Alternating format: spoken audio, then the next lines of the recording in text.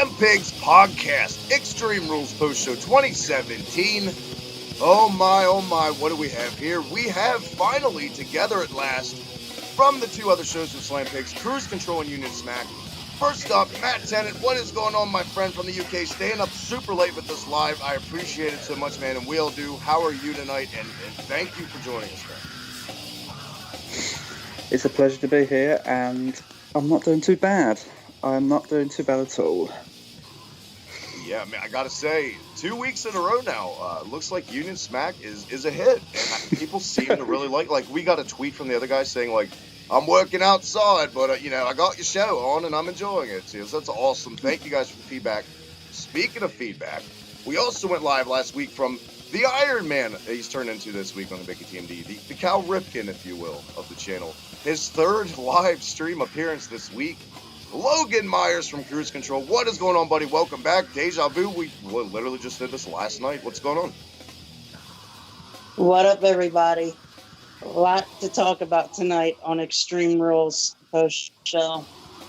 We really do. And of course, what can you say? Obviously, it's a Raw pay-per-view. So everyone's kind of going into it. The good thing about the pay-per-views that, yes, they are glorified Raws, but at least they give you a little bit of something to lead with as opposed to a 3-hour mundane Raw. But there's plenty of that on the show this week. But real quick, gentlemen, how silly, where are my manners? Where can everyone check you guys out on Twitter, all that good stuff? I'll let Matt go ahead. Thank you very much. You can check me out on Twitter at TenantFutureDW. There you have it. Logan. And of course, you gotta check me out on Twitter at Logan Myers 144. And I want to say real quick, obviously, guys, let's address the elephant in the room. This has been promoted for a while as a 4-man booth. Michael, the heart and soul, let's be honest, the Slam Pigs podcast. Unfortunately, guys, real life happens sometimes. He couldn't be here tonight. Unfortunately, got some stuff going on. Moving around, staying somewhere situations, not like he's homeless or anything, but just fumigation at his place. He's getting his place sprayed for bugs. But shout out to you, Michael. We'll have him right back here next week for you guys. He did all he could. He wanted to be here, but unfortunately, guys, he's super excited to be on, I know for a fact, with you, Matt, and Logan at the same time. But, I mean, Logan, it seems like Michael, was he intimidated by you pulled out the glove and you smacked his face on the one Cruise Control last week?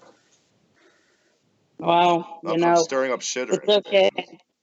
It's okay, Michael. It's better without you anyways. Let's be honest. Oh, come on. Come on. But anyway, guys, yeah, what can you say? Like I said, Extreme Rules Raw exclusive pay-per-view. Live from, for me and Logan at least, Matt, right up the road from me, about 45 minutes an hour, Baltimore, Maryland. Hot crowd tonight, a lot better than Baltimore crowds usually are, at least for Raws. Maybe that speaks to Raw, obviously. I didn't catch a lot of the pre-show or anything like that, guys. I mean, did you guys? I heard Kalisto and Apollo Crews actually had a really good match. Yeah, that was really good. That was probably my favourite match of the entire show. Really? Yeah. It was. I expected more of what they did on Raw 2 weeks ago, but it's just the Titus O'Neil thing that's getting me with Apollo Crews. Why bring him up from SmackDown where he wasn't flourishing anyway, and then just stick him with a jobber? It just that pisses me off Enhancement badly. talent, Matt. Sorry, enhancement talent. Why stick him with enhancement talent? You thought, I've seen a lot of people kind of crapping on the Neville match. I didn't mind. I thought maybe that was probably the best in-ring match for me. But yeah, maybe I got to go out of my way to check that match out now. If you're saying it's match of the night, Logan, do you kind of agree with Matt on that? Is match of the night? It wasn't match of the night, but it was an entertaining match. I do agree with Matt a little bit. I'm not too big on the whole Titus O'Neil being involved in the match because it didn't bring anything. It's basically the same thing that's been going on week after week, and fans can only take so much of the same shit, different day type thing. So you mean like every single angle on fucking Raw, basically? is what you just said. Like, let's be real. Yeah.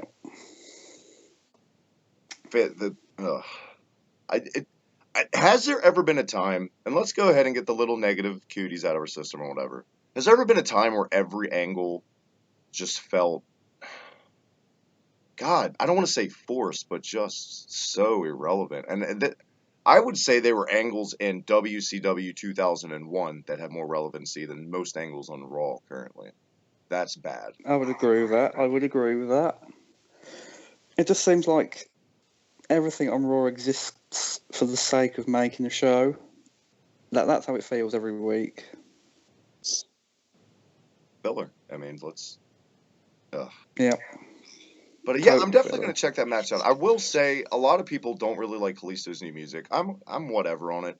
I do like his new look, even though Kalisto, you're kind of fucking ripping off Great Muta with your mask. I'm just saying, I'll be that guy. You're totally ripping off Muta with your mask. But yeah, I'll look into it. Anything else worth checking out on the pre-show that I missed, gentlemen? That would be it. Not really. That would be, yeah. Logan's right. That would be about all.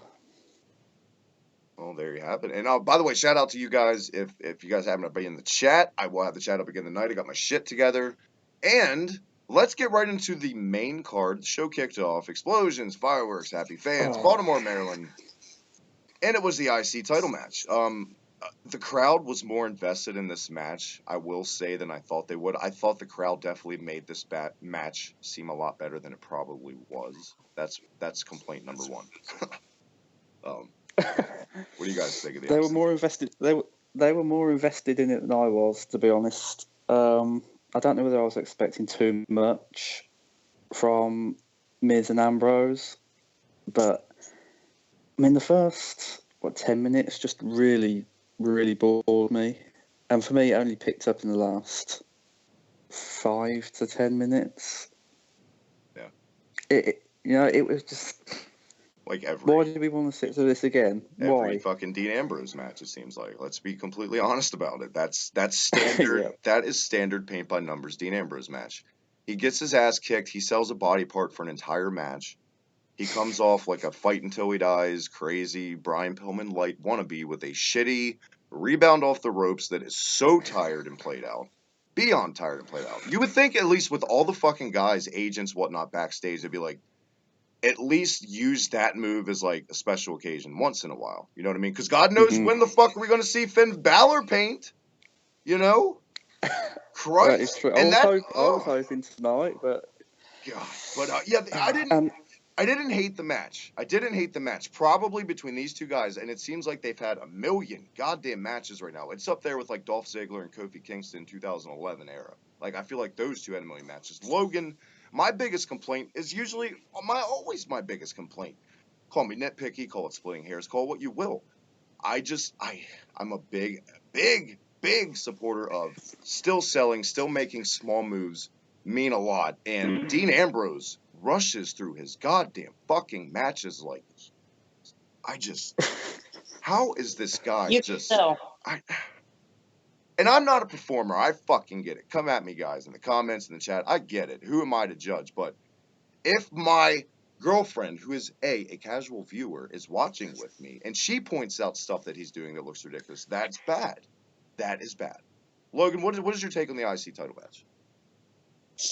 My take is it's basically the same exact match that we saw multiple times between the two, besides the fact that Dean Ambrose was trying to not get disqualified and all that. But one positive thing about it, and it was the ending of the match and how it was played out. We didn't have an interference. He didn't lose the Intercontinental Championship due to something stupid, like we thought last. You predicted the Drifter was going to run in it. I was like, that's reaching. No, I wish I'd heard this last night.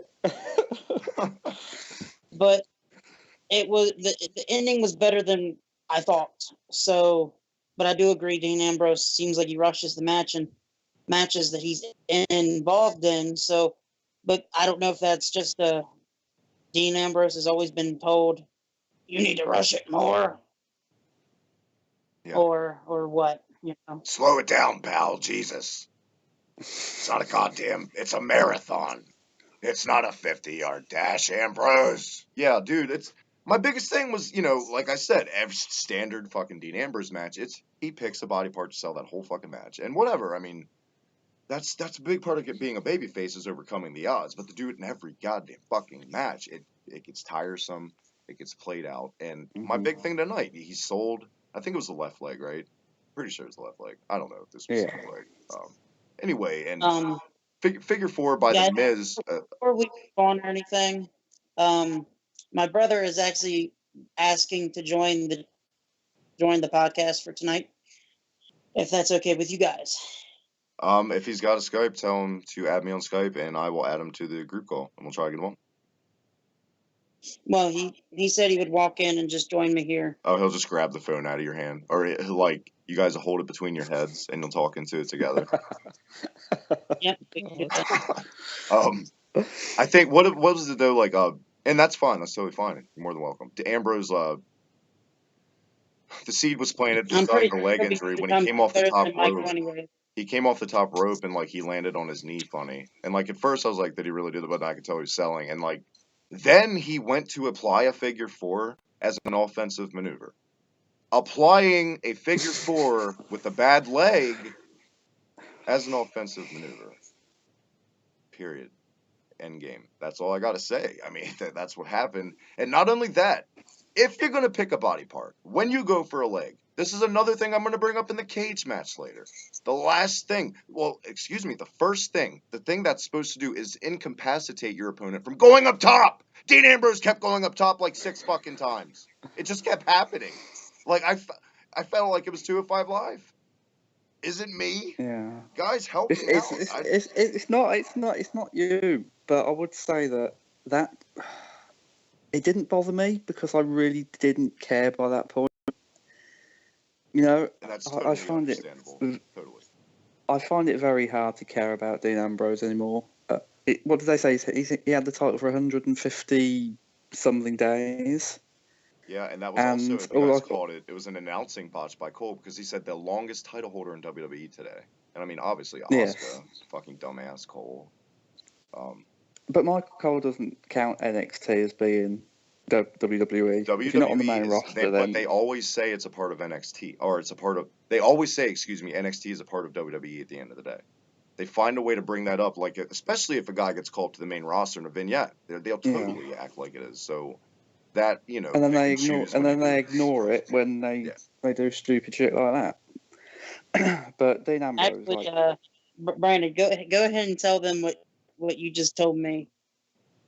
Well, in the main event, Michael Cole even said that it was elimination when it wasn't. Well, Brandon, first of all, welcome. Really? Welcome to Slam Pigs Podcast.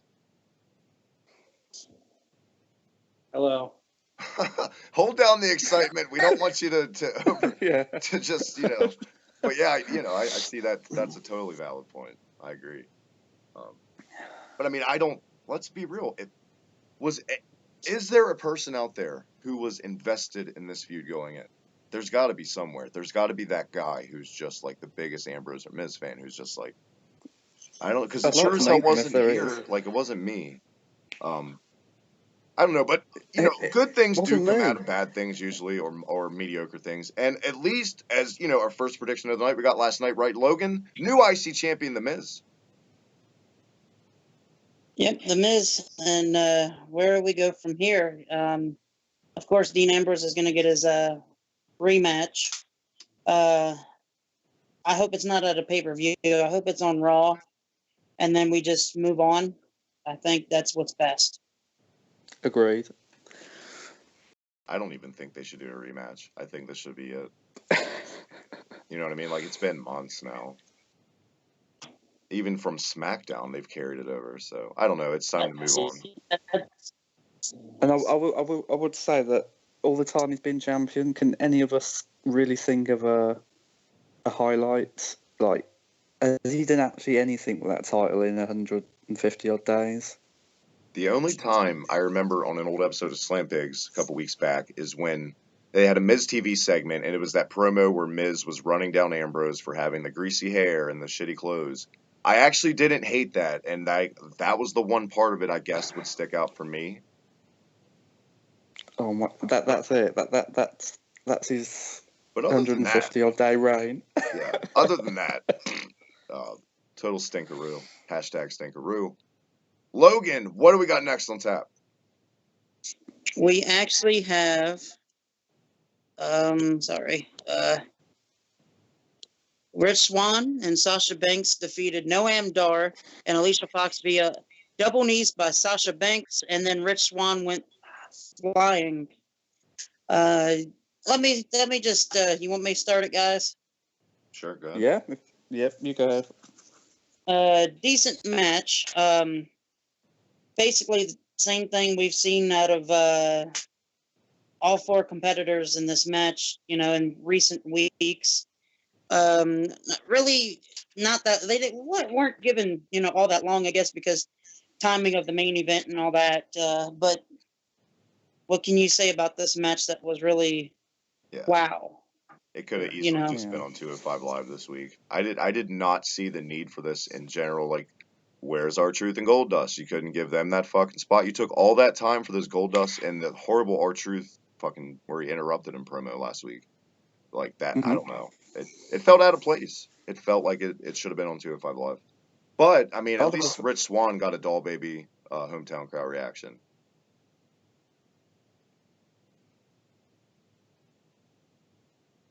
Somebody don't leave me hanging. Somebody pick it up. Sorry, I thought you were carrying on. I was going to say, I don't even watch 205 Live. I can't bear to sit through it. And even I could tell that was a standard 205 Live match.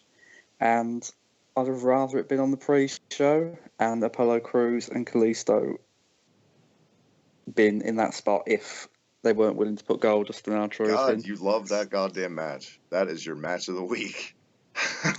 It is. It's my Raw match of the week, I'll say that. Would you have rather had Kalisto and Crews over a Goldust match? Getting that push. I don't know. I've got conflicted feelings about Goldust. Well, very conflicted feelings, but... Well, Logan, what did you think of this match overall? It was basically same shit, different day. In my book, I actually went out to get a drink and use the restroom during the match, and Brandon pointed out he was about to fall asleep during that match. So, well, speaking of Brandon, are you a 205 Live fan? Are you like your brother Logan is a huge advocate? Like sometimes I think he works for them, like he does their graphics or something. He's that big on 205 Live. Well, after watching Raw for 3 hours straight, I don't really feel like getting on the network and watching 205 Live because I'm so drained from Raw being, so dragged out. And then SmackDown's really quick and it's really fresh. And I actually enjoy SmackDown a little bit more than Raw because, it's shorter and, they have a lot of new things on SmackDown that I can enjoy. And I don't know, I'm not that into the cruiserweight division. I mean, that's totally fair. Like, and why would you be? And how they've presented it. You know what I mean? Doesn't everyone prefer SmackDown to Raw though? I mean, at least the people I've spoken to and I've met, I've heard nothing but complaints about Raw and its content and its length, as well as SmackDown. It's much the better show. Even when good, sorry, man. I would say even when it's not that great, it's still better than Raw. It'll literally, like, I follow a couple different handles and stuff that have polls on Facebook. I follow a couple wrestling pages that have polls and stuff. Usually they're pretty neck and neck. Like if it's a bad show, like an NXT show, usually always gets thumbs up. In the past month and a half to 2 months, it seems, Raw, all across the boards, is negative feedback. At least you always have that one fucking guy. It's been like that for years and years. No matter how fucking bad the shit we're being force fed to watch, they will defend it. You know what I mean? I can't even find that guy in the past month or so. I really can't. And like, it's not like I go out looking for that guy, but that guy just pops up all the time. But it's bad. And it's coming, Raw is coming off. It's so obvious how it's being booked, presented. It comes off like we need this third hour desperately for money because pay-per-view has shit the bed. We're not doing well on fucking house shows. We're only doing good on attendance because we jack up our ticket prices astronomically when half of the seats on SmackDown every week the arena are less and less. How can you be doing good business if your audiences and your ratings, by the way, which we haven't even brought up, all-time record low in 2 decades. If all this is still happening, why does WWE keep prospering? Because the third fucking hour, because of money. It's a business. They don't care if they present us mundane filler every Monday night. They could fucking give two shits. They care about TV deals. They care about board meetings. They care about how fast TV and cable in general is progressing. Because it's a dying thing, let's be honest. It's the cord-cutting generation. Everyone's going digital. They were smart to have the network digital. If they would have put it on cable TV in this era, that would have been asinine. But Raw being 3 hours, it's overexposing. Let's be honest. I would say the business in general, but I'll just say it's exposing WWE in general. And there's a lot of other factors that play into it. Yes. And I realize I'm ranting, guys. Sorry. And you guys have the floor here in a second. And anyway. Yes, I realize that NXT is fucking great. And, you know, making the next generation of guys is having a farm system is fucking great. OVW, when run by Cornette the right way, was good, and it brought a lot of guys now that are established and fucking will be in the Hall of Fame someday. But we're getting to a point where every year we expect a new NXT call-up. We're stocking our rosters at the same time. Samoa Joe, tonight's 5-way match is a solid case of too many fucking cooks in the kitchen. Too many top-tier guys on one, like, it's not even like it's lopsided between Raw and SmackDown. It's just like both sides. There's too many fucking guys. Obviously, SmackDown less, but they just need to be careful with the NXT call-ups too, because I think, yes, now they're making a lot of money off that third hour, but what they're doing is they're cannibalizing their dedicated audience from the inside out. People I've known for years watch the show no matter what. People that watch 2010 every week have dipped out. They're done, and they just.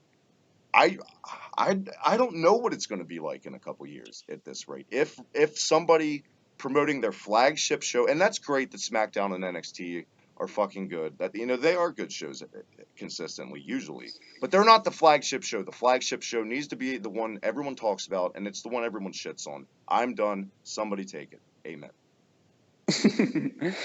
If Raw had to stay at 3 hours though, I'll put the question out, what would you and Logan do to make it better? Because I've been saying for ages, like, if it has to stay like this, and it looks like it's going to stay hours, because of the financial situation. A lot of people... Do you think I said this months ago, man. A good question. And a lot of people disagree with me then. I would have just made the very first hour your Cruiserweight show. I would not blend the shows like they're doing. I would have just... You got 3 hours, make something. Maybe not the... I don't know. It's something... It can't just all be one flowing show every week, 3 hours. You got to... See, this is what I've been saying for ages. Like, on my blog and to people on Twitter, I will cut Raw, take the 3 hours, cut it into 3 sections, have, say, your women's and possibly cruiserweights in the first hour, concentrate on your tag team, and Intercontinental in the second. I know what I would do. I just thought about it. If I were behind the scenes right now in WWE, I would pitch the idea of using NXT instead of on Wednesday nights as maybe the first or second hour of Raw. Hear me out, because it already has one of the biggest buzzes as a promotion in wrestling as it is. You can't get any more eyes as you can on a Monday night. Well, not with the ratings lately, but in general, the dedicated fans always know Monday night's the wrestling night, Monday nights. So if you throw in an NXT as your opener or something, for one, you're not opening up the wrestling night on Monday with shit. You're not opening up with a long-winded Triple H promo, even though he's not been there. You know what I mean? The typical shit. You're opening it up with NXT. Let's be honest. NXT is pretty good usually. So, but do the sponsors want that? Would the sponsors be happy with that? Would the USA Network or whatever fucking sponsor they've got whatever week be happy with putting up with an hour of NXT that hasn't? I don't think it's got a primetime spot in America. It definitely hasn't over here. It's only on the network. Definitely. I don't know if they would be totally negative Nancy's about it, but I think they would be extremely hesitant, and it'd totally be a case of like, I don't know, like, like when Bischoff went to Turner back in the mid-90s, or excuse me, when Turner pitched the idea of going on Monday nights and Eric Bischoff thought he was fucking nuts. I just think it's eventually, I would like to think something's going to click if the fan base keeps dwindling, if the negativity, maybe Joe winning tonight would be something, because it seems like something they would have never put over tonight as like a fantasy matchup. So we'll get to that later. Logan, it like Brandon said, do you think the third hour of like is that what's killing wrestling right now as like the flagship show? I mean, there's plenty of wrestling out there. Let's not. There's all kinds of wrestling if you're a wrestling fan, and most people don't. They watch New Japan, they watch Lucha Underground. What do you think about the third hour roller? I mean, any wrestling to me, no matter how long it is, I can sit there and watch it. But Matt asked a question. If I was in control, what would I do? Mm-hmm. First things first, I would not throw in a shit segment like "This Is My Life." Well, yeah, Agreed. obviously. And for two, Well, I that would clears it up. really utilize. Huh? Well, I'm gonna be the negative Michael tonight. So, are you drunk? I know you're of age now. The cruiserweight division needs to be utilized more to make. I think that's what 205 Live needs. They need to more better storylines. Add it to Raw a little bit more. Just throwing in matches, it doesn't make sense to me. So adding 205 Live to Monday Night Raw and utilize it more, it brings out more of the juices. I think give the guys some more freedom. Let them pitch more ideas, get more involved, because obviously whoever's writing 205 Live and on some of the stuff, you scratch your head on. Brandon actually has something to say, so I'm gonna hand him over the phone, and I'm gonna use the restroom real quick. That was unneeded, but sure, Brandon. Yeah. Hello. Go ahead. Hello. Go ahead, Brandon. I think the third hour of Raw, it may be, hurting, but I think there's more that is hurting right now than the third hour. I think,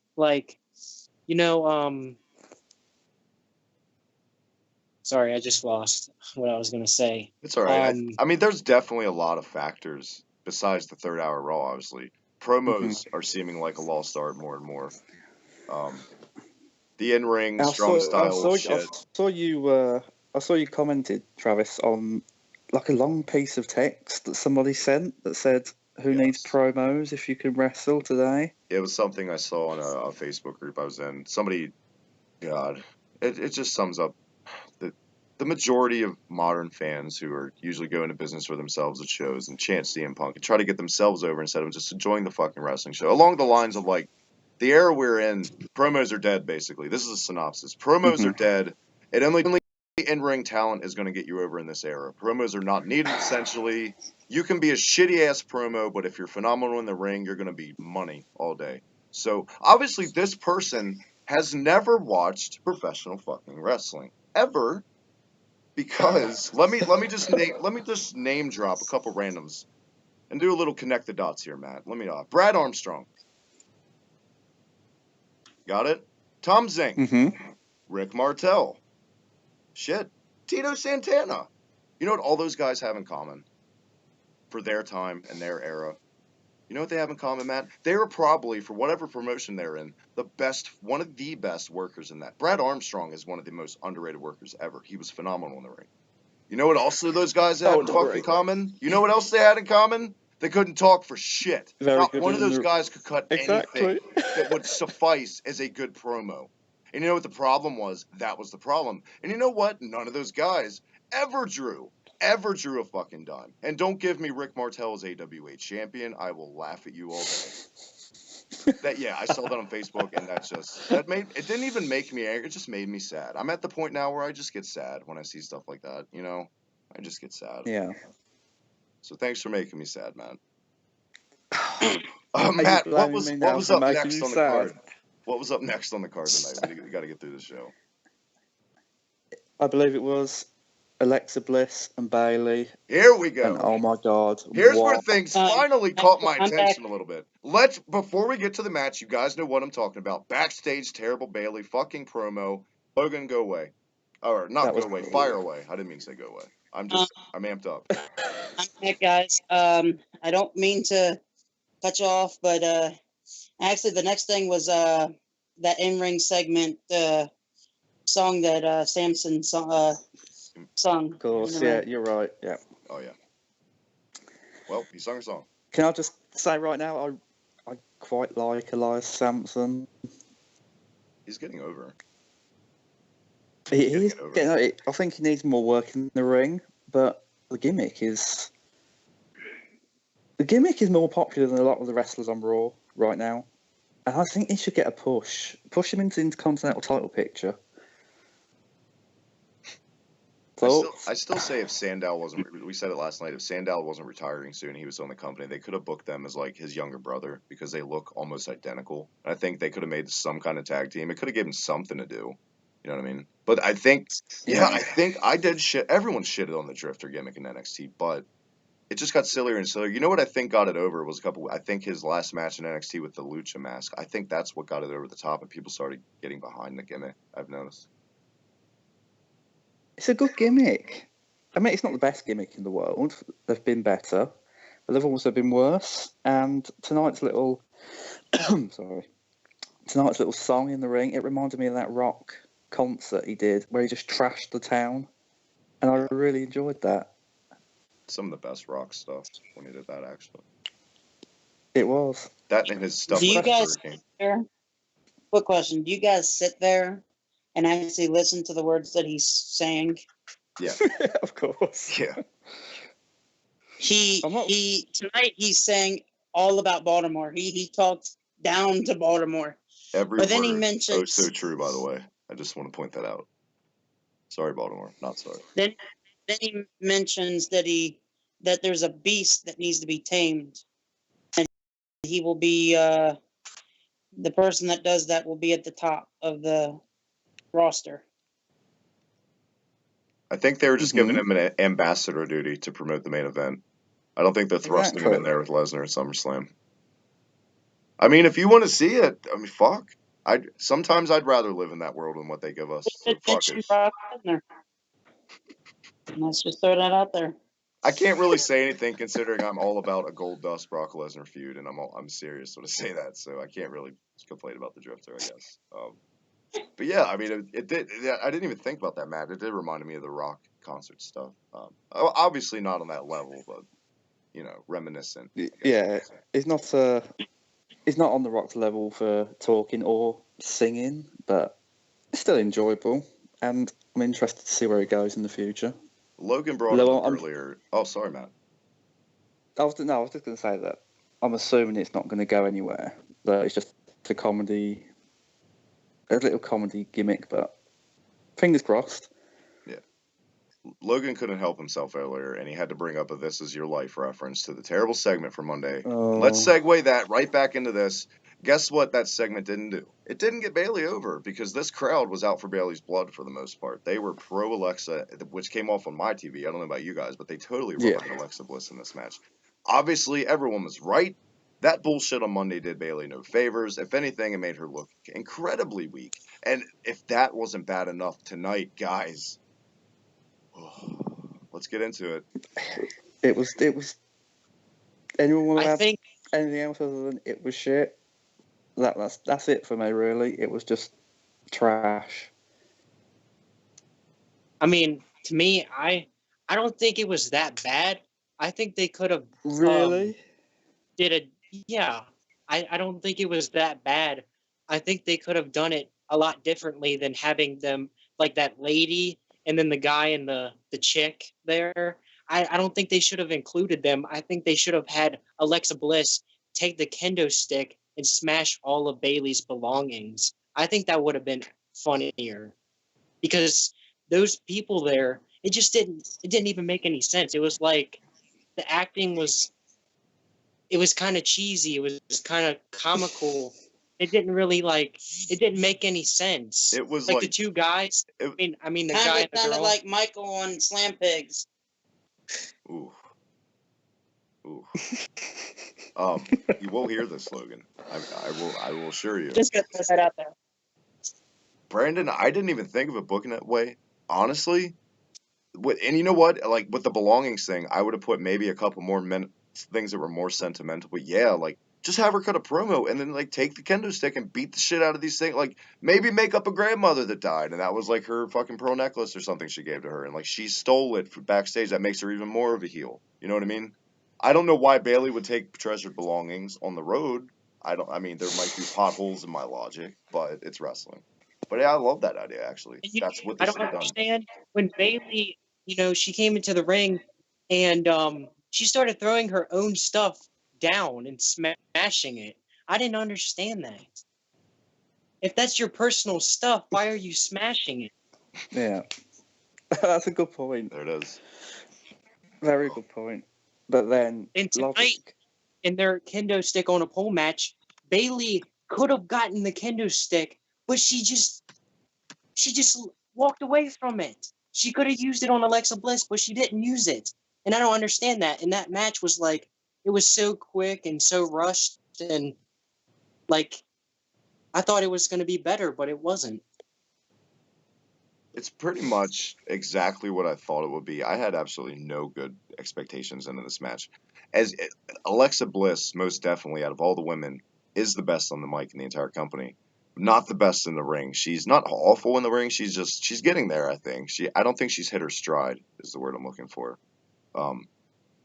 Yeah, everything about this came off as rushed tonight. First of all, the promo backstage with Bayley, where it seemed like from this promo I took away, oh yeah, obviously they're gonna book her like, well, she's gonna snap and she's hardcore and all that bullshit.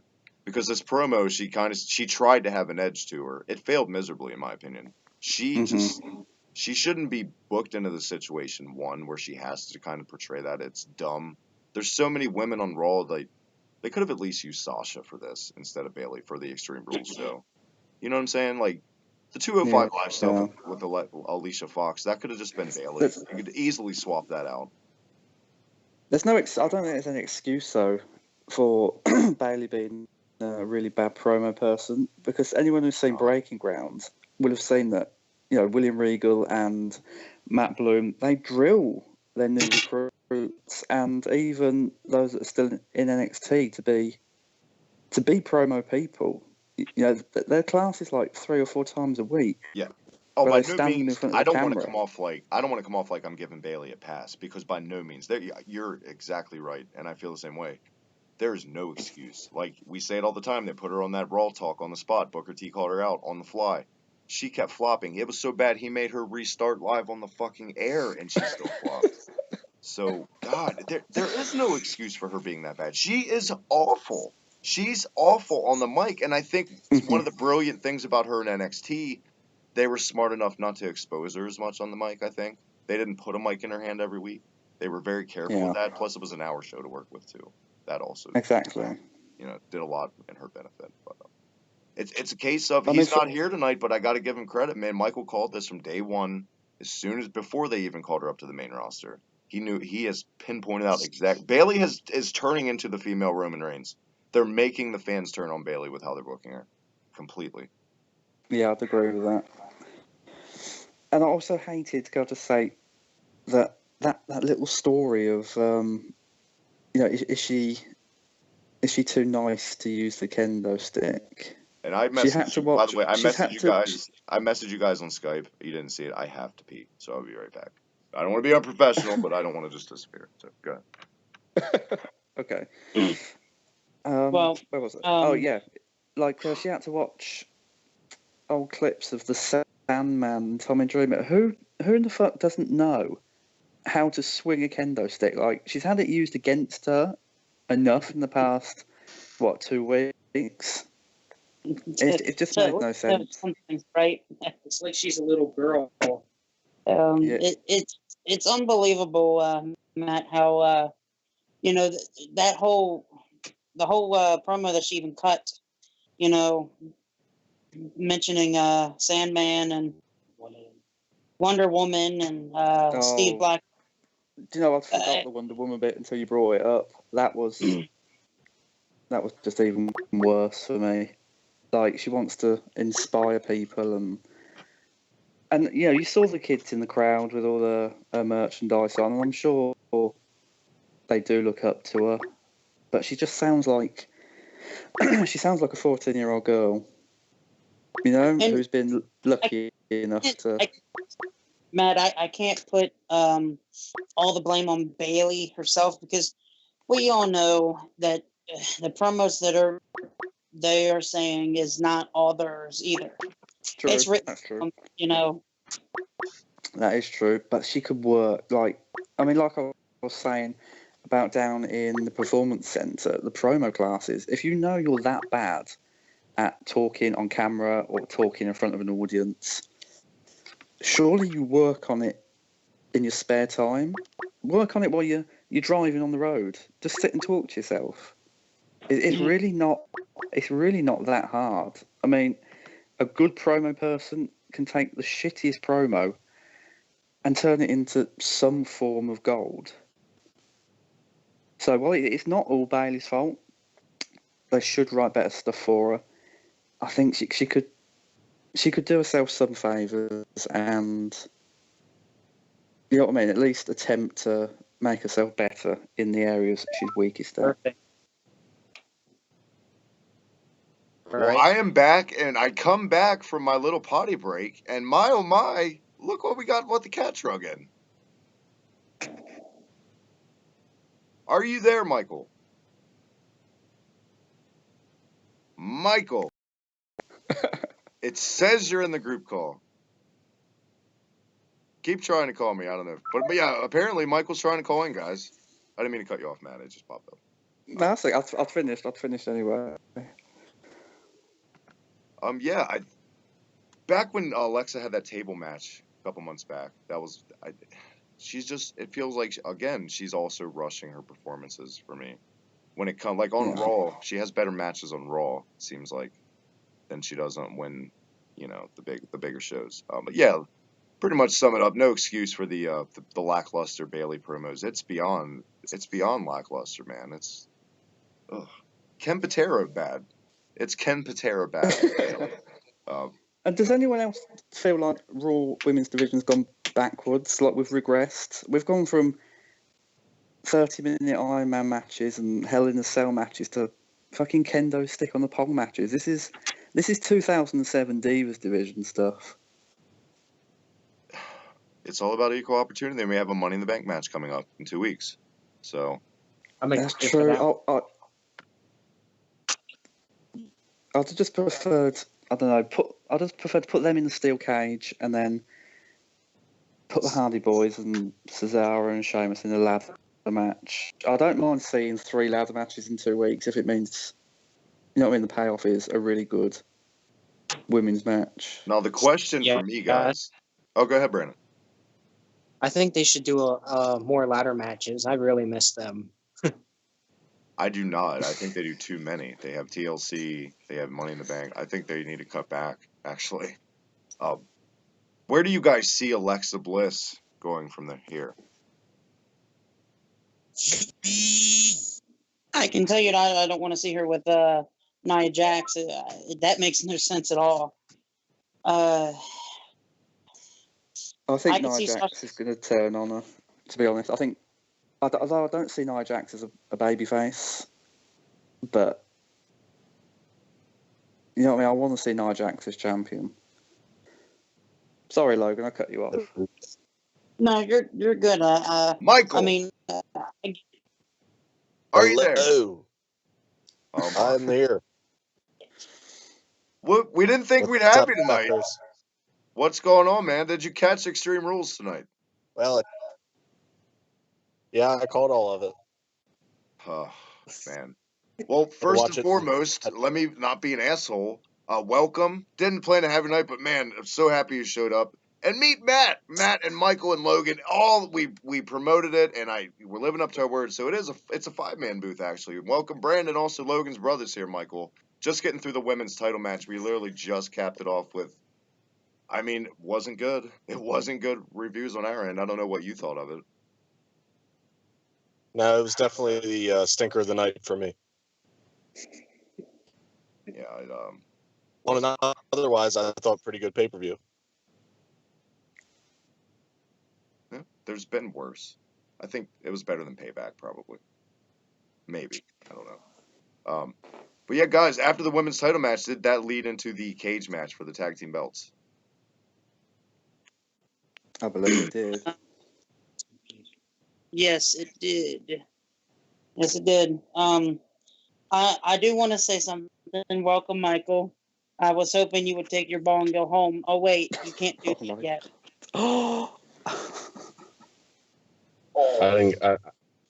I didn't hear that. I'm sorry. I don't speak fat ass.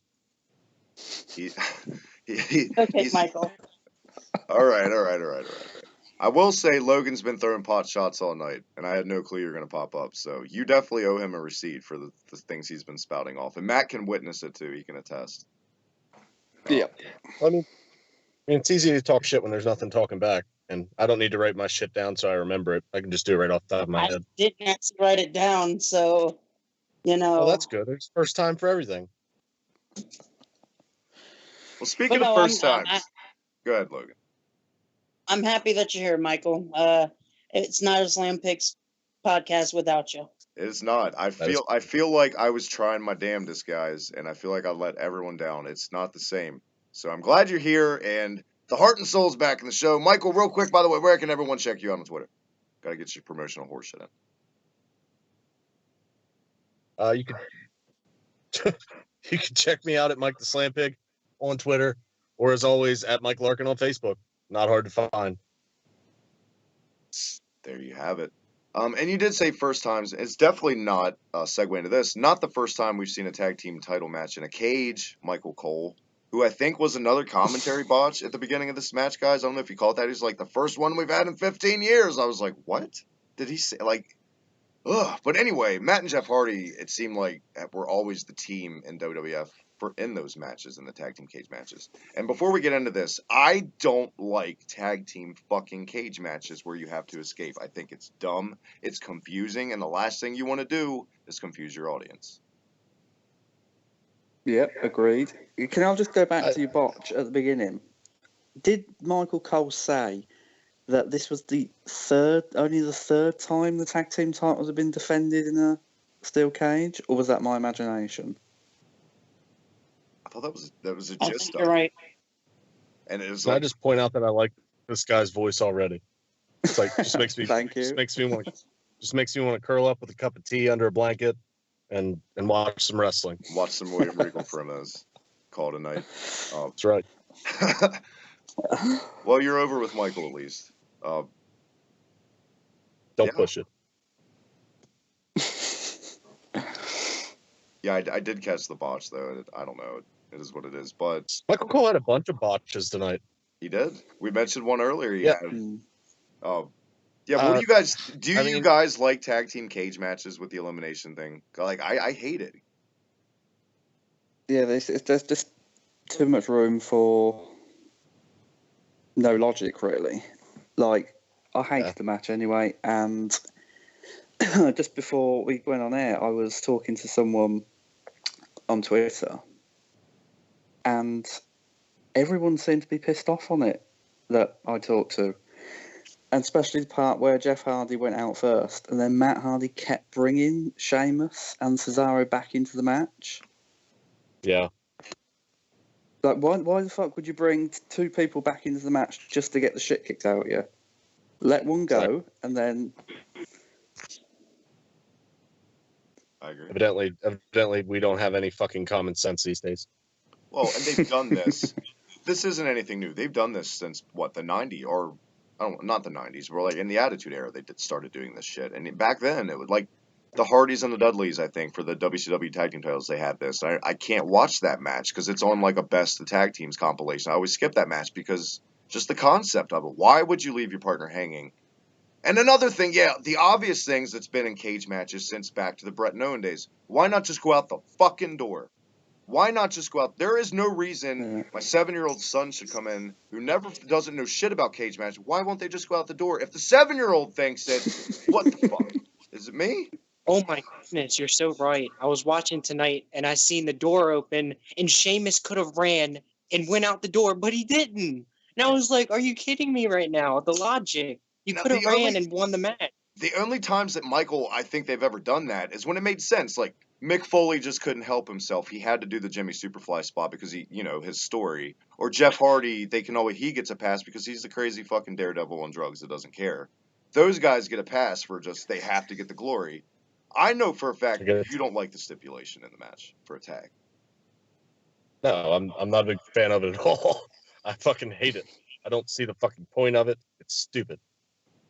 Yeah, and Logan, last night you and I predicted we thought this would be the match of the night, and this match fell flat for me. Besides a couple things, really, I was disappointed in it. I don't know about you.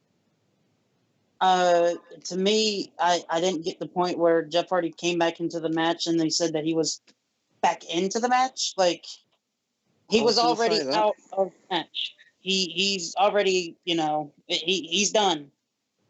Matt, that was the illogical thing that I didn't understand.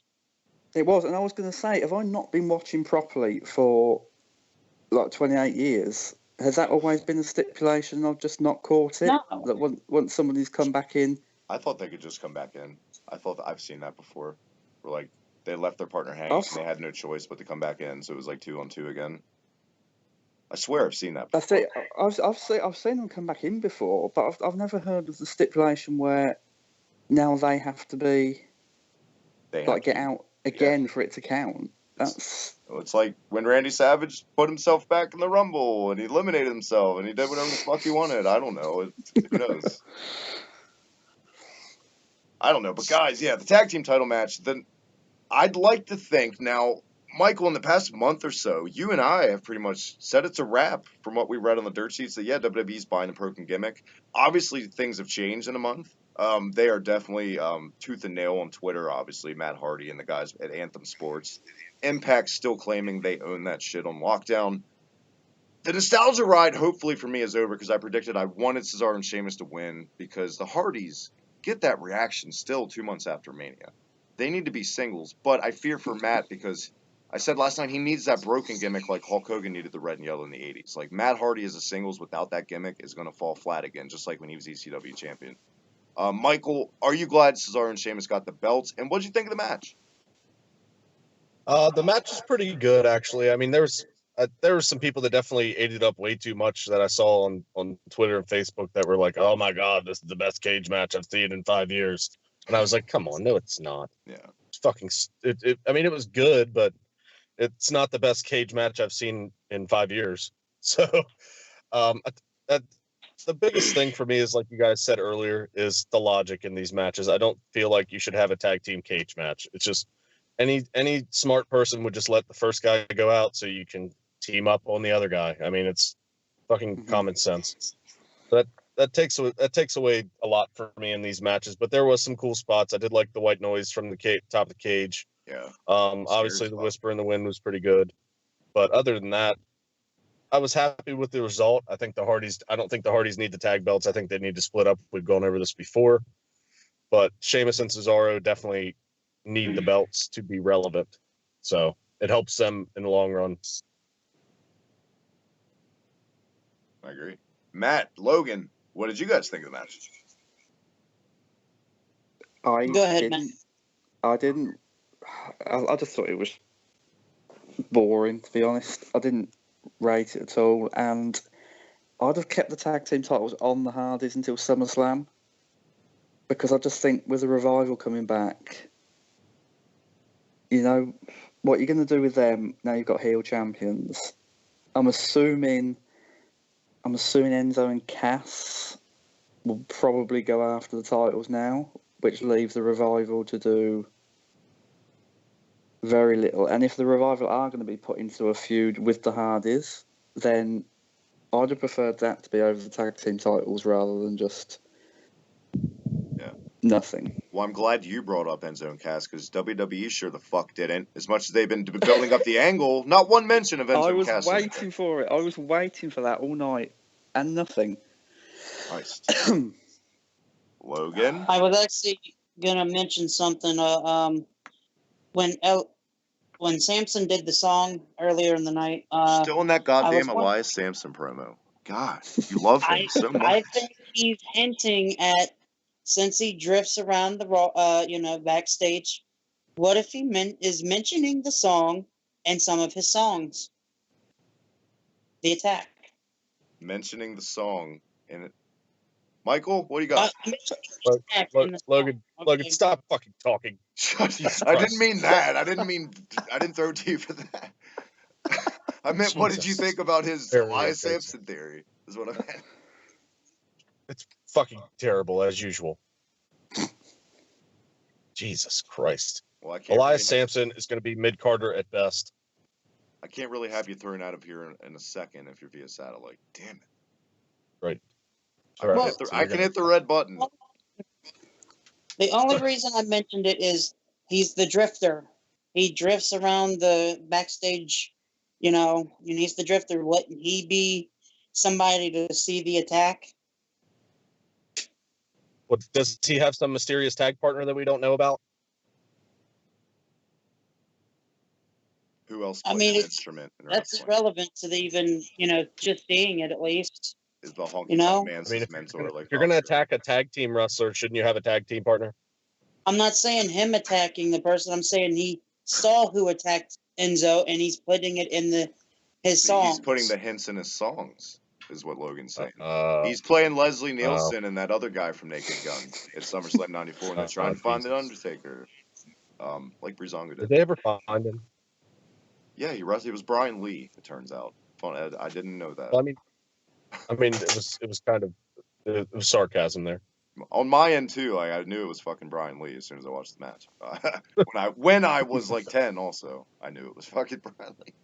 I still think the obvious choice for the attacker here is Big Cass.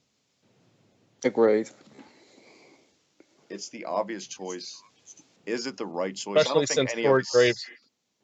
Did anybody catch the little hints with Corey Graves?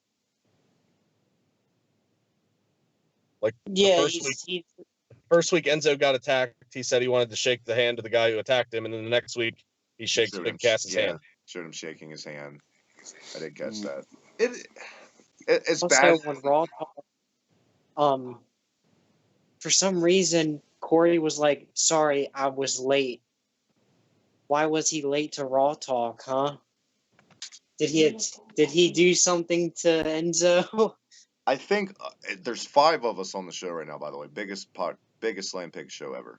So shout out to us. I think all 5 of us across the boards are going to agree on this point. As bad as the KFC commercials were, and as much as they tried to commercialize them, it's way too soon to fucking do this. I still think there's money in them as a team. That's why I disagree with Big Cass being the attacker. I think it should be somebody else that wants to make a name for himself. Maybe it's somebody from NXT. I mean, let's just think about it. I pitched the idea to Michael last week on the regular Slam Pig show of Hideo Itami, and he hated it. He shit all over my idea, as he tends to do. But Michael, if it's not Cass, who would you make it be? I guess I would make it the Revival. Just because it would be a good segue for them returning, give them something to do and someone to feud with. That would have to be my second choice there. Maniac Matt, you said you like the Revival having something to do when they come back. There you go. Perfect pitch for him. Yeah, it is, but I want Cass and Enzo to split. I just don't see. Oh, so so we don't agree all across the board. So Matt, we don't agree. My oh my. By the way, shout out to my friend Andy, who was at Pickles Pub tonight in Baltimore and met Enzo Amore, who was there having some beers before the show. Oh. Is that your friend who looks like Shrek? No. It's the guy, he's the guy who had the wrestling-themed wedding. Oh, that guy. That guy's fucking awesome. Shout out to you, Andy, indeed. But yeah, you want them to split up. I mean, Yeah, I just think they failed to pull the trigger on them in NXT.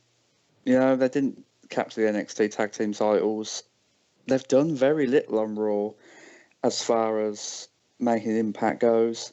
And I just want Cass to shut Enzo's fucking mouth. It's really grating on me. You know, Love every time he comes on, turn that telly down. But Yeah.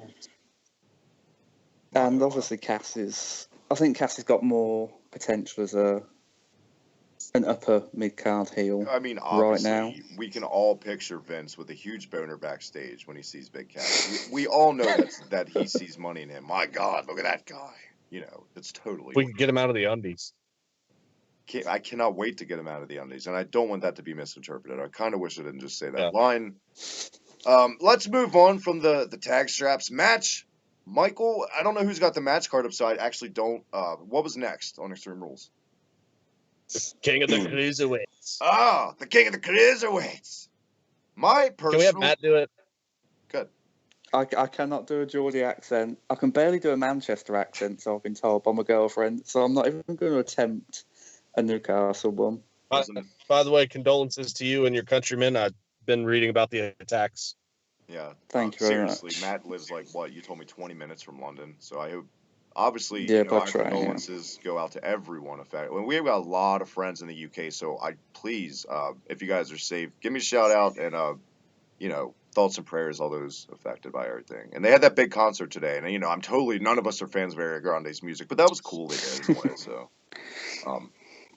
what was up next? The King of the But on a Cruiserweights. serious note, let's go back to being dickheads.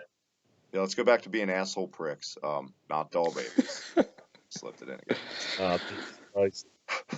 I already got a doll baby in before you came on the show too, and like I wished you were here for that so bad because it went over everyone's head. Nobody got upset. I'm so used to saying doll baby on the show and at least somebody getting pissed. Jim from Drink a Beer gets pissed when I say it too, so that's his trigger word. Well, it's it's acceptable to get pissed off at it. It's inappropriate. You're inappropriate. This match was Shouldn't not call- inappropriate. A lot of You just people, shouldn't guys, call an adult. I saw on Twitter and stuff people coming out saying they were disappointed in this match. I wasn't. I thought this was a really good match. Probably my match of the night besides the main event. Probably better than the main event for my taste. I mean, these guys just killed themselves, especially Aries. Just fucking killed himself in this match. I'll let all you guys have the floor. Obviously I love the match, my match of the night. And I totally got somebody. I made a bet with someone on this show last night on a prediction show who I have been saying for weeks since they've been building this up because we have to cover 205 Live now. Neville isn't losing that belt. I still think they're making him be a dominant heel champion, and that's what you need to do if you want to establish a newer show. You got to have a cornerstone type to that. And nobody in that Fucking idiot picked Austin Aries.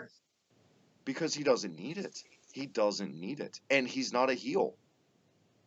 Well, no, who's the idiot that picked Austin Aries? Logan. Oh, I did not makes say sense. idiot. You did. Those are your words. Oh, that's fine. I definitely said it. I don't even, for what it's worth, Logan, I don't even remember the bet we made because it was like 2 a.m. when we made it. So I guess you get out of jail free card. I can't. Sure, it had something to do with McDoubles. Will you be serious? Logan, I sorry. do know, No, I'm in not. all seriousness, Logan, I do know that you were really pumped for this match. I mean, we've been talking about it on Cruise Control for a couple weeks now. I'm most curious to think what you have to say about the match because you're the biggest critic on 205 Live. So what did you think of the Cruiserweight title submission match tonight? It was my match of the night. It was a great match. I thought Austin Aries and Neville, they built so much chemistry. I like the feud. I think this is the end of the feud. Obviously, it's the end of the feud because of what Austin Aries decided to tweet on Twitter. And do you guys want me to read it to you I did guys not so see you that. can get What your did he tweet opinion? out? What did he tweet out, Logan? And with that, it might be time for some serious life reflection and career reevaluation. I love that shot of him after the match. Like he was sitting against the apron and it looked like he was like dead for a second. Like it looked like he was in like the Lawnmower Man movie or something. Like he looked like he was, and he sold that shit well. Like the distraught baby face who couldn't get the win. He He sold it a lot better than Cena when he lost to The Rock sitting on the ramp. You might as well have a fucking lemonade, John, while you're just hanging out. Michael, what did you think of the Cruiserweight match? The Cruiserweight. Well, unfortunately for me, I did not make this my match of the night. To be honest, watching this match, it just felt like it went on way too long for my taste. But this match felt. I mean, how long did this match go? This match had to have gone a half hour. It had gone about, I think it was clocked in around 26, 27. Maybe that's Okay. around that ballpark. It felt like it was longer than that for me. I don't know. Another big problem for this for me is this is an Extreme Rules pay-per-view. Why are you having a fucking submission match? Well, I think that is like the Dean Ambrose match. Well, yeah, it's serious. That we can all say before we get your thoughts on the match, Matt. That is the umbrella factor. My biggest complaint about this whole show when we get to grading it later, and that's Jesus Christ. Where it's Extreme Rules? Where? That's hashtag where is my only thing coming out of the show. But Maniac Matt, what did you think of Neville and Aries? I think Michael's got it pretty bang on. It was too long. It had its moments. Of course I do. Of course you do. Oh Christ! It had its moments. Oh God, you have a manager now, Michael. I can't wait for this shit. No, British manager, isn't that fucking awesome? You got what was this? Jeeves in WCW. He managed Regal. Was it that little guy with the bowler hat? The monocle. Sorry, man. I couldn't help the stereotypical comparison. I'll forgive you this time. But yeah, too long. Had its moments, but. Can I just ask Logan, why would you pick Austin Aries to win the match when it's so obvious that the options would have been very, very limited had he taken the title? Because he's an idiot. Michael, easy. I'm sorry. Logan, you may have the floor. Or Brandon, I'm so sorry. I forgot to ask his thoughts on the match too. My bad. I'm an asshole. I'm a bigger asshole than Michael, so...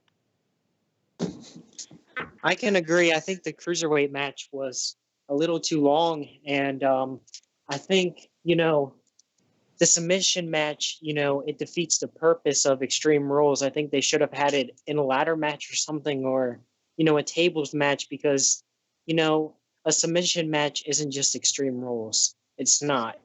And, I think Austin Aries deserves better. I think he should go after The Miz for his Intercontinental Championship. I totally agree. Or even go after the Universal Championship one day. That's pushing it. I liked the match. It was good. But other than that, I think it was dragged out way too long. But Austin Aries, he did sell that at the end. I was like, man, his face looks crazy. I don't think he looked like a psychopath. He did. He was smiling and everything. Yeah. I'm glad you noticed that. That was fucking... I loved that part of it. Logan, I couldn't script this out any better, that the only two guys who gave this match to the night and gave this match a pass in general were the only two guys that have to cover fucking 205 Live every week. What does that say? That's something. It's something. But yeah, I mean, obviously, I think Cedric Alexander's getting that title before probably around fall. I think Cedric Alexander is going to be the guy eventually. I think they've learned their lesson because they totally deflated him by putting him in that bullshit angle with Alicia Fox, which did him no favors.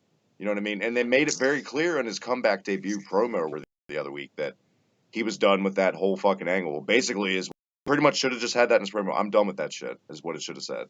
And I think that's what I would do. I would go with Cedric or Akira Tozawa, as over as he's gotten that chant. I mean, would you put Kalisto in the 205 Live roster? I would.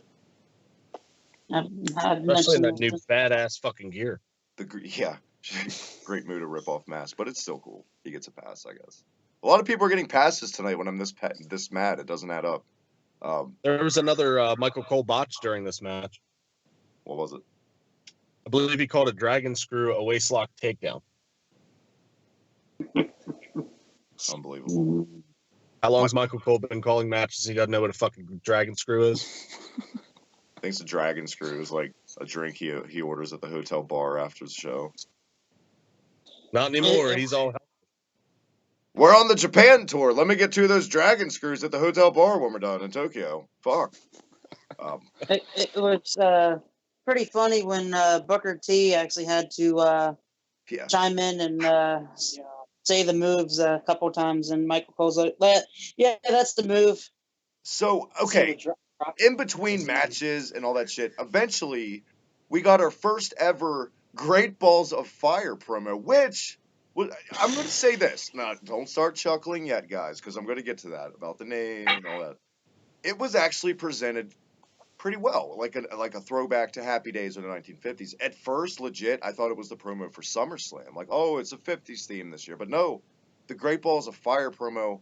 I just want to bring this up because I pointed out I was watching for it too. I think this is the first time the announcers have ever had to say Great Balls of Fire on air. Maybe once they've had to say it. And go back if you guys watch the replay, if not for anything, just to watch this part. They all are trying so fucking hard not to laugh, especially Booker. It's hilarious. And I don't know if anybody else caught that. Come on, there's 4 other guys here. Don't leave me hanging, fellas.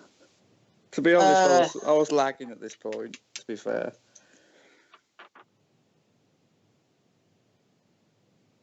I didn't see it. There's your short answer. I don't know. We'll go if you guys ever get a chance. I'm sure they might do it on Raw tomorrow. Maybe they'll laugh. Who knows? Maybe they'll. I got a fuck lot up. going on over here. I couldn't catch everything. Yeah, I know it's been a crazy week for you, man. It's been a Brandon shitty- mentioned Kurt Angle actually said it during the pre-show, and he almost chuckled too saying it. So He's trying so hard to be serious. Well, that's Kurt Angle. He chuckles saying any line he's given almost. This is Kurt Angle. Hey, He's you know probably what? drunk. I did catch up. This is off topic, probably because this show sucked, this pay-per-view, for the most part. I did catch up on my table for threes. I saw, like, the T-Mac with Christian and Kurt Angle, and I saw the Cornette thing. Finally, Logan, we were talking about it the other day on Cruise Control. Man, they cut the legs off that shit. It was like 18 or 19 minutes. Really disappointed. But the Kurt Angle one was good. And the other one with Larry Zbyszko and Stan Hansen, Michael. I don't know if you've seen it. I would definitely recommend that one. It's really good. I've not seen it yet. You need to get on it. I still have yet to get my PlayStation back. So Well, Michael, at this point on Extreme Rules, Matt or Michael, whoever. I feel like I had to let Matt throw in the matches. Matt, what did we have next? Rounding out Extreme Rules. The Fatal 5-Way elimination. Not elimination. Fuck, I did a Michael Cole. The Fatal 5-Way Extreme Rules match. Thank Sorry. God it wasn't an elimination match. I'm You'd so probably glad still you be let him- watching the show. let at him this throw that in. Just It's- sounded it's better fi- coming out of him. It's 5:30 in the morning. What do you expect? Yeah, Michael, it's 5:30 over there for Matt, and I shouted him out a million times and thanked him a bunch off air for staying up late with us. No, I liked it. I liked the accent in that, the Fatal 5-Way. Oh my God, you sound like Davey Boy Smith. Well, let's give him a sneak peek, Matt. This week on once again, Michael, I gotta say Union Smack's knocking it out of the park. With feedback and stuff. We're gonna review Capital Carnage 98 this week's Yes. episode, so look for that. And Pete Dunne versus Danny Burch from last week's NXT. And I don't know if, as far as Cruise Control, Logan, if we're gonna go live, we might actually go live because Logan and I actually prefers live shows. So maybe look for that live stream this week. I'll link everyone in that. And obviously, regular Slam Picks back to normal next week. But it is time for the main event. And We got to make our show sound like fucking the after shits. Well, we're And of course, regular Slam. well, There- before we get into the main event, guys, I'm actually fired up. Oh, here we fucking Look go. what you did, Michael. This is why we can't have good things. You get Logan fired up. This is why we don't get plugged a lot. No, everyone knows I'm where. fired No, real quick, Logan. Everyone knows where their bread's buttered. Everyone knows where their heart lies. OG Slam Pigs isn't going away. Look for episode, Michael, almost number 60. Next week's 59, I think, dropping. Or this could Right. possibly be 59, and next week is 60. I lost my numbers. My numbers. Me numbers. Uh, Me numbre. But Logan's pissed off. Let's let him have some time here. Let's have him on the floor. I'm fired up about the Kurt Hawkins and Mojo Riley Twitter exchange. It's Raleigh. First, what? It's not Riley. Raleigh. I said Raleigh. Okay. First things first, Kurt Hawkins is right. Mojo has only ever been relevant because of Gronk. Mojo took a shot asking how was losing on NXT the other week. Are you serious, Mojo? You can barely talk on the mic. You are almost worse than Roman Reigns. Your gimmick can't even go over more than a guy in a gorilla costume. It's a work. I would much rather listen to kids scratching their nails. It's a work. They're working on it's a work. That's what they do. That's why Nia Jax, okay, she just came out and had that rant on Twitter about them not including her. They told her to do that because they've been keeping her off TV. It was to keep her relevant. And look, lo and behold, there's Nia Jax tonight, fucking cutting promo, taking up TV time. It's a work. And those guys in that company walk on eggshells. They are not going to tweet out every time they even go a smidge over the line, a pussy hair, if you will, over the line. They delete their fucking tweets real fast because they get scared. I think it's a work, and I do know what you're talking about. I did see the exchange, but it's totally work, man. I think. I don't know about you guys. I deflated. I was fired up. Honestly, I did not mean take to. notice to any of that because they're both fucking terrible. I mean, it couldn't be two guys. Probably my least two favorite guys in all of WWE 2 going on a Twitter exchange. I just want to say. I feel like I just really upset Logan by stepping on his toes, but I think it's a work. I don't want you to see, I'm looking out for you, Logies, because I don't want you to work yourself up if it's a work. At least I got your back. Let's talk about some real shit. I'm surprised you're not fired up about the broken Matt in court. Like, nobody's going off on that. I feel like that would, like, I'm really frustrated about that shit. Like, I think Matt Hardy needs that gimmick or he's done, and I just feel like that right now, it's probably the most frustrating thing as a fan for me, just Matt not getting that gimmick. But as far as the Mojo Rawley Twitter exchange, I'm not going to lose sleep over it. But I don't want you to be fired up over a work. I want you to have the good things in life. Why are you talking to him like he's your child?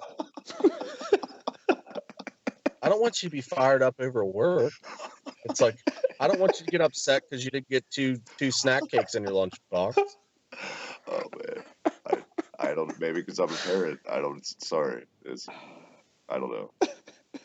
If you're still pissed off, Logan, who the fuck am I to keep you back from being pissed off? You know I can't help myself. I'm a ham. I'm on the air live. Give me a break.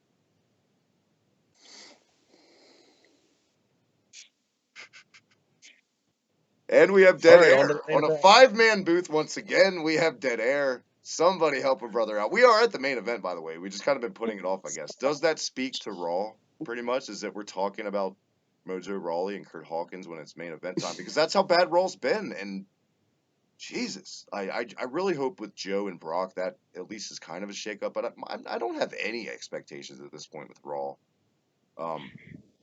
I don't know, Logan, going into this main event, I know you weren't really hyped, or Brandon, whoever wants to take it. What did you guys think of the main event tonight? And I know Logan and I actually picked Joe last night, and we didn't know, like, we did 1, 2, 3 pick or whatever, because we kept agreeing last night, and it was getting frustrating. So by the time we got to the end of the show last night, we were hoping we would disagree, and unfortunately, they pulled the trigger, they did it with Samoa Joe. I can't complain. It's the guy I wanted. It was my rose-colored glasses that I didn't have to take off this time. So what did you guys think? I enjoyed the match by far. That was probably the second best match of the night. I know Michael's probably gonna say this was his match of the night. And yeah, we both picked Samoa Joe. And I think that this is the icing on the cake was during Raw Talk at the end where he cut that promo. He's ready, and it wouldn't surprise me. And I'm gonna go bold. I'm gonna say Samoa Joe could beat Brock. No. Also no. I say yes. I actually see it happening, and I saw it in the ring tonight just based on the amount of time they were given with 5 guys. I think Joe's going to take it. I don't know if it's going to be a Paul Heyman switcheroo, like he's going to manage. I don't know if they're going to put extras on it. I can see Braun fucking with that match, and somehow Joe comes out. And I think it's going to be Finn Balor and Samoa Joe at SummerSlam for the Universal title. I don't know. I'm not predicting that far down the line. If Finn's going to win the title at SummerSlam, I would say no if Joe has the belt, but that's where I would probably do it at this point. That's what I would do. And then you can have Braun and Brock at SummerSlam, and that doesn't need a fucking title. So that can be your big attraction match on top of Joe and Finn. You know what I'm saying? Yeah. I can agree because a couple pay-per-views back, at the social media lounge, Paul Heyman even said he was looking for some new advocates. So Samoa Joe could be a possibility of, Paul Heyman being his manager. And I do see Samoa Joe beating Brock. I hope he does. And tonight, I think the main event was the match of the night. Every spot they made in the match. And of course, Travis, that I disagree that Paul Heyman shouldn't manage Samoa Joe. Samoa Joe does not need Paul Heyman. He's really good on the mic. It just would be another CM Punk, Paul Heyman type thing, and it just wouldn't make sense to me. I wouldn't say he's really good on the mic.